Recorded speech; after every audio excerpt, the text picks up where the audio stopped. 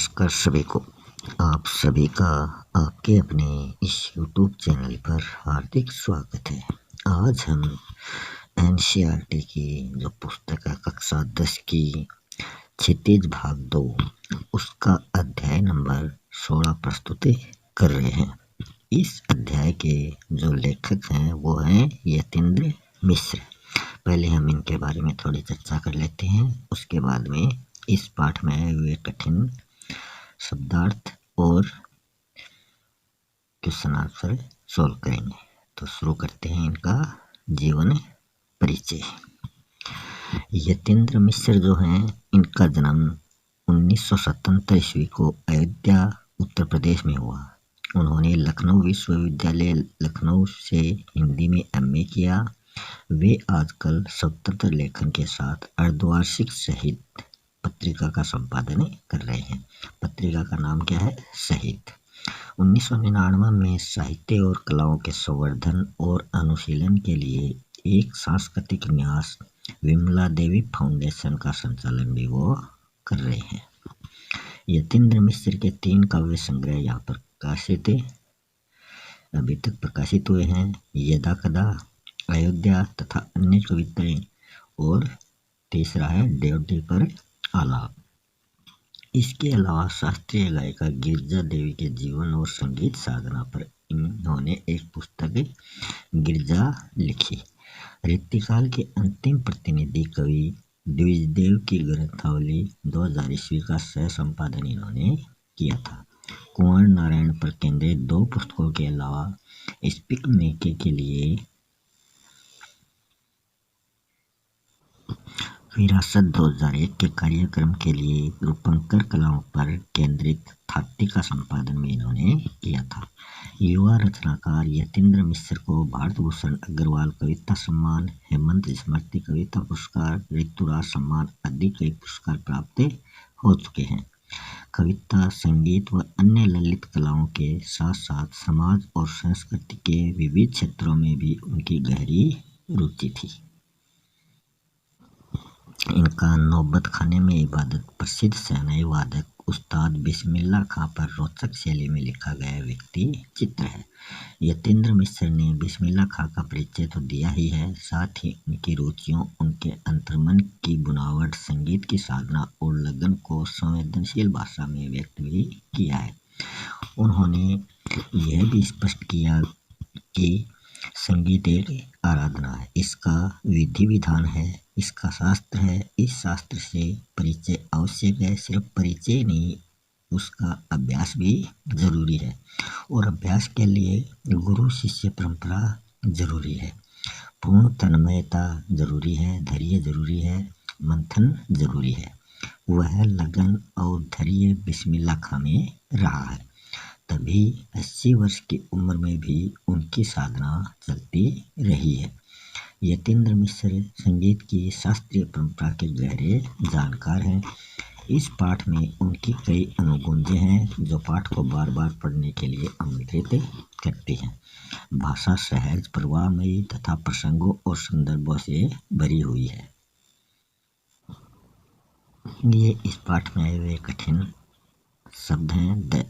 ड्योढ़ी होता है दहलीज, नौबत खाना प्रवेश द्वार के ऊपर मंगल ध्वनि बजाने का स्थान, रियाज अभ्यास मार्फत द्वारा, श्रृंगी सिंह का बना हुआ वाद्य यंत्र, मूर्छंग है एक प्रकार का लोक वाद्य यंत्र, नेमत है ईश्वर की देन, सुख धन दौलत, सजदा का अर्थ होता है माथा टेकना, इबादत का अर्थ होता है उपासना, तासीर का अर्थ होता है गुण, प्रभाव, असर, श्रुति का अर्थ होता है शब्द ध्वनि, उहापोह का अर्थ होता है उलझन या अनिश्चितता, तिलिस्म का अर्थ होता है जादू, गमक का अर्थ होता है खुशबू, अजादारी का अर्थ है मातम करना या दुख मनाना, बद स्तूर का अर्थ होता है कायदे से, तरीके से, नैसर्गिक होता है स्वाभाविक, दाद होता है शाबाशी, तालीम, शिक्षा, अदब, कायदा, साहित्य, अब्दुल मिल्ला है तमाम, शरीफ ईश्वर के लिए, जिजीविसा जीने की इच्छा, ये शब्द शुद्धि में भी बहुत आता है,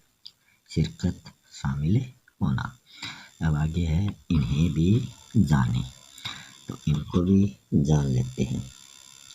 सम सम क्या होता है? ताल का एक अंग। संगीत में वह स्थान जहाँ लय की समाप्ति और ताल का आरंभ होता है। श्रुति है एक स्वर से दूसरे स्वर पर जाते समय का अत्यंत सूक्ष्म स्वरांश। वाद्य यंत्र। हमारे देश में वाद्य यंत्रों की मुख्य 4 श्रेणियां हैं। तत्, वितत, तार वाले वाद्य, वीणा, सितार, सारंगी, सरोद। सुशिर वाद्य, ये तो प्रस्तुत वाद्य हैं जो तार से बजाए जाते हैं। फिर नीचे है सुशिर मतलब फूंक कर बजाए जाने वाले वाद्य यंत्र। बांसुरी, शहनाई, नागस्वरम, बीन। फिर है घनवाद्य मतलब आघात से बजाए जाने वाले वाद्य यंत्र। झांझ, मंजीरा, घुंघरू। फिर है अवनद्ध मतलब चमड़े से मंडे हुए, वह तबला, ढोलक, मृदंग आदि। कुछ तो उन शब्दार्थों में आ गए हैं जो उनमें नहीं आए हैं, उनको देख लेते हैं। लिहाज का अर्थ होता है आदरपूर्वक रखा जाने वाला ध्यान। चेती होता है रबी की फसल। नेमत होता है ईश्वरीय देन। तासीर प्रभाव। तमीज शिष्टाचार, शिरकत, साझेदारी। नौहा होता है शोकगीत। फिर है सम का अर्थ है जहर या समान। अदब कायदा, उपकृत, कृतज्ञ। कजरी है धान की काली प्रजाति। परवरदिगार ईश्वर, सरगम संगीत के 7 सुरों का संगम। नसीहत उपदेश। ताल संगीत की निश्चित मात्रा। साज संगीत में प्रयुक्त वाद्य यंत्र। बस बदस्तूर तरीके से। अजान सामूहिक रूप से नमाज अदा करने का बुलावा। अबीर, अबरक का गुलाबी चूरे का रंग जो होली पर लगाते हैं। अब जिजीविसा, जीने की इच्छा। अब हम इस पाठ में आए हुए जो क्वेश्चन आंसर हैं उनके बारे में चर्चा करते हैं।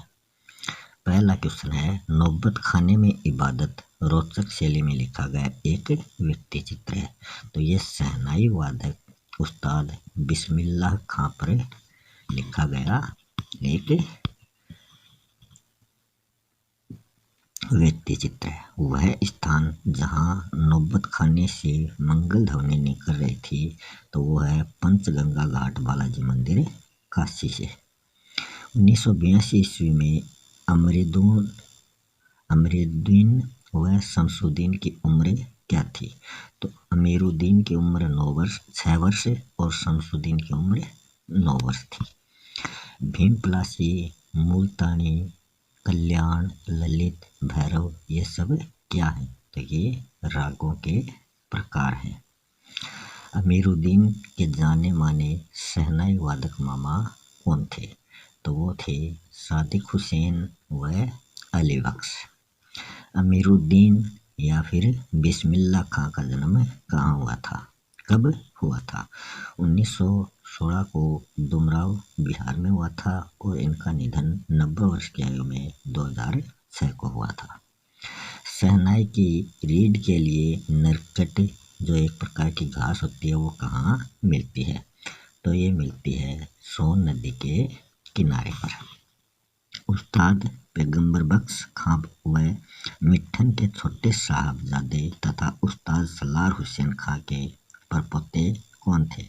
तो वो थे अमीरुद्दीन या फिर उस्ताद बिस्मिल्लाह खां।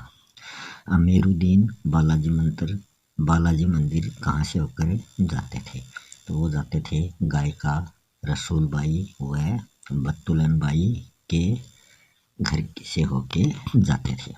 बिस्मिल्लाह खां को अपने आरंभिक जीवन में संगीत के प्रति आसक्ति उत्पन्न हुई थी। तो वो रसूलन बाई व बतुलन बाई दोनों बहनों की गायन शैली से उनको संगीत के प्रति रुचि उत्पन्न हुई थी। शहनाई को उपाधि दी थी शाहने अर्थात सुशिर वाद्य यंत्रों में शाह की। दक्षिण भारत में मंगल वाद्य नागस्वरम की तरह प्रभात फेरी में मंगल ध्वनि का संपूरक माना गया है। वो माना गया है शहनाई को। मुहर्रम मनाया जाता है तो ये शिया मुसलमान हजरत इमाम हुसैन व उनके वंशजों के प्रति अज़ादारी के रूप में 10 दिनों तक शोक के रूप में मनाया जाता है। अमीरुद्दीन 2 पैसे मामू से, 2 पैसे मौसी से तथा 2 पैसे नानी से लेकर कहाँ जाता था, तो वो सिनेमा हॉल जाता था अपनी प्रसिद्ध अभिनेत्री सुलोचना की फिल्म देखने के लिए। वहाँ पर एक टिकट 6 पैसे में मिलता था, तो वो 6 पैसे इकट्ठे करके सुलोचना की फिल्म देखने सिनेमा हॉल जाता था। अमीरुद्दीन को बालाजी मंदिर में शहनाई बजाने पर कितना मेहनताना मिलता था, तो उनको मिलता था 8 आने। अमीरुद्दीन देसी घी की कचौड़ी खाने कहाँ जाते थे, वो जाते थे कुलसुम हलवाई की दुकान पर। संकट मोचन हनुमान मंदिर कहाँ स्थित था, तो ये स्थित था काशी शहर के दक्षिण में लंका पर। शास्त्रों में आनंद कानन के नाम से जाना जाता है, वो जाना जाता है काशी को, जिसे संस्कृति की पाठशाला के रूप में भी जाना जाता है।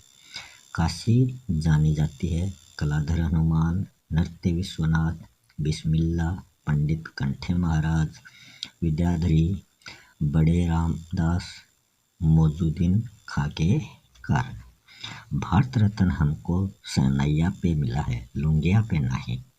बिस्मिल्ला खां ने अपनी एक शिष्या से पूछने पर यह जवाब दिया। उसकी शिष्या ने पूछा कि आपको भारत रत्न मिला है, फिर भी आप फटे कपड़ों में क्यों रहते हैं।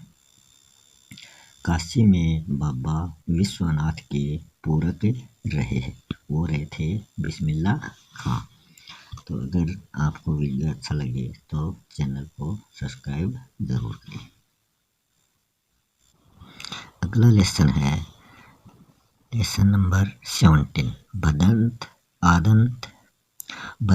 आनंद कुशल्यायन। इनका जन्म 1905 ईस्वी में पंजाब के अंबाला जिले के सोहाना गांव में होता है।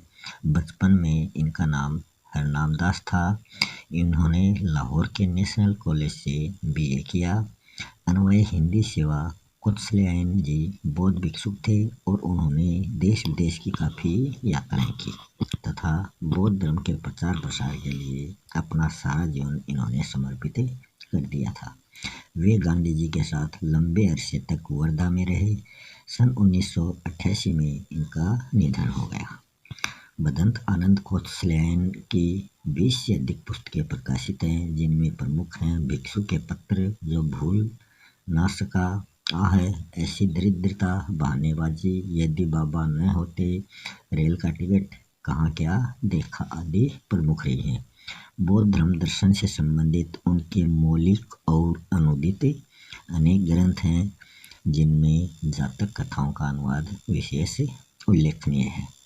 देश विदेश के भ्रमण ने भदंत जी को अनुभव की व्यापकता प्रदान की और उनकी सृजनात्मकता को समृद्ध किया। उन्होंने हिंदी साहित्य सम्मेलन, प्रयाग और राष्ट्रभाषा प्रचार समिति वर्धा के माध्यम से देश विदेश में हिंदी भाषा के प्रचार प्रसार का महत्वपूर्ण कार्य किया। वे गांधी जी के व्यक्तित्व एवं कृतित्व से विशेष प्रभावित थे। सरल सहज बोलचाल की भाषा में लिखे उनके निबंध, संस्मरण और यात्रा वृत्तांत काफी चर्चित रहे हैं। इनका यहाँ जो निबंध प्रस्तुत किया जा रहा है उसका नाम है संस्कृति। संस्कृति निबंध हमें सभ्यता और संस्कृति से जुड़े अनेक जटिल प्रश्नों से टकराने की प्रेरणा देता है। इस निबंध में भदंत आनंद कुशल्यायन जी ने अनेक उदाहरण देकर यह बताने का प्रयास किया है कि सभ्यता और संस्कृति किसे कहते हैं। दोनों एक ही वस्तु है अथवा अलग अलग है। वे सभ्यता को संस्कृति का परिणाम मानते हुए कहते हैं कि मानव संस्कृति अविभाज्य वस्तु है।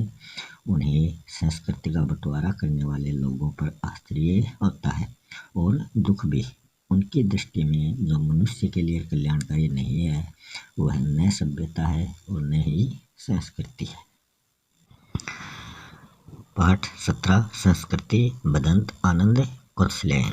पहले शब्दार्थ हैं। संस्कृति संस्कृति जो है इसका अर्थ वस्तु आदि को संस्कृत रूप देने की क्रिया या भाव। संस्कृत का अर्थ होता है जिसका संस्कार किया गया हो या शुद्ध। भौतिक शरीर संबंधी शिव या पंचभूतों से बना हुआ। भौतिक में भूत मूल शब्द है और इसमें एक प्रत्यय है और इससे ये भौतिक बना है। प्रवृत्ति का अर्थ होता है स्वभाव, परिष्कृत मतलब शुद्ध किया हुआ। आविष्कृत जिसका आविष्कार हुआ हो। शीतोष्ण ठंडा या गर्म। शीतोष्ण में कौन सा समास है, तो इसमें द्वंद्व समास है। जिस समास में दोनों पद प्रधान होते हैं वो द्वंद्व समास होता है। इसमें विपरीत शब्द आते हैं। तो इसका हम विग्रह करेंगे तो शीत धन उष्ण। शीत धन उष्ण, तो ये कौन सी संधि हो जाएगी, अ और ओ मिलकर ओ होते हैं तो वो संधि होती है गुण संधि। तो शीत धन उष्ण में गुण संधि है और इसमें समास पूछे शीतोष्ण में तब द्वंद्व समास है। वशीभूत, अधीन, साक्षात, प्रत्यक्ष। प्रत्यक्ष का विग्रह करें तो प्रत्यक्ष का विच्छेद करें तो प्रतिधन अक्ष हो जाएगा। प्रतिधन अक्ष, और ये कौन सी संधि हो जाएगी, यण संधि हो जाएगी। स्थूल बड़े आकार का या मार्शल, आध्यात्मिक आत्मा व परमात्मा से संबंध रखने वाला। ज्ञानेप्सा मतलब ज्ञान धन इप्सा। ज्ञान धन इप्सा, ए और ई मिलकर ए बन रहा है तो वहाँ भी कौन सी संधि होगी, गुण संधि होगी। ज्ञान धन इप्सा, ज्ञानेप्सा मतलब ज्ञान प्राप्ति की अभिलाषा। अब इनके इस पाठ के क्वेश्चन आंसर करते हैं। संस्कृति निबंध प्रेरणा देता है सभ्यता और संस्कृति से जुड़े जटिल प्रश्नों से टकराने की। जिस योग्यता, प्रवृत्ति अथवा प्रेरणा के बल पर आग व सुई धागे का आविष्कार हुआ है वह है व्यक्ति विशेष की संस्कृति। संस्कृति द्वारा जो चीज अपने तथा दूसरों के लिए आविष्कृत हुई है वह है सभ्यता। जिस व्यक्ति की बुद्धि व विवेक ने किसी भी नए तथ्य का दर्शन किया है वह है वास्तविक संस्कृत व्यक्ति। वर्तमान के भौतिक विज्ञान के विद्यार्थी को न्यूटन की अपेक्षा अधिक सभ्य भले ही मान लें किंतु न्यूटन जितना संस्कृत नहीं। इसका कारण है क्योंकि न्यूटन ने तो गुरुत्वाकर्षण सिद्धांत की ही खोज की थी, बल्कि आज का विद्यार्थी उस खोज के आसपास की बहुत सी बातें जानता है जितनी न्यूटन भी नहीं जानते थे। मनुष्य की संस्कृति की जननी नहीं मानी जाती। वो केवल पेट भरने व तन ढकने की इच्छा को नहीं माना जाता। वह व्यक्ति जो अपनी डेस्क में रखे हुए डबल रोटी के सूखे टुकड़े को स्वयं ने खाकर औरों को खिला देते थे वो थे रूस के भाग्य विधाता लेनिन। नेक्स्ट है संसार में दूसरों को सुखी देखने का स्वप्न देखते हुए अपना सारा जीवन दुख में बिताया वो थे कार्ल मार्क्स। सिद्धार्थ के घर त्यागने का प्रमुख कारण क्या था, किसी तरह तृष्णा से वशीभूत लड़ते करते मानवता सुख में रह सके। सिद्धार्थ कौन थे, महात्मा बुद्ध। मनुष्य की संस्कृति है वो है किसी वस्तु का आविष्कार, तारों की जानकारी, सर्वस्व त्याग आदि की योग्यता ही मनुष्य की संस्कृति है। संस्कृति का परिणाम है वो है सभ्यता, मतलब कार्य का तरीका को संस्कृति का परिणाम कहा है। लेखक ने मानव संस्कृति को एक वस्तु माना है, वो वस्तु है अविभाज्य। तो अगर आपको वीडियो अच्छा लगे तो गद्य से संबंधित 9 से 12th क्लास तक के चैप्टरों के क्वेश्चन आंसर देखने के लिए इस चैनल को सब्सक्राइब करें और पद्य के लेसन देखने के लिए, पद्य से संबंधित लेसन देखने के लिए study mentor STUDY study MENTOR study mentor पर जाकर आप वो लेसन देख सकते हैं। तो आज के वीडियो में इतना ही, मिलते हैं नेक्स्ट वीडियो में नए टॉपिक के साथ। तब तक के लिए धन्यवाद।